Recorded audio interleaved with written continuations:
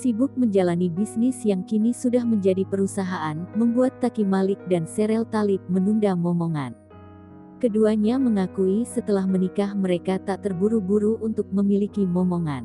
Ya memang karena bisnis ini sudah 2 tahun aku jalanin dan sekarang aku ada perusahaan jadi fokus di sini dulu, kata Taki Malik saat ditemui di kawasan Mampang Perapatan Jakarta Selatan, Minggu, tanggal 14 Maret tahun 2021.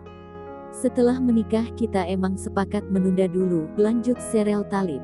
Selain menunda momongan, bisnis yang ia jalani ini juga membuat Taki cuti sementara dari kuliahnya di Mesir.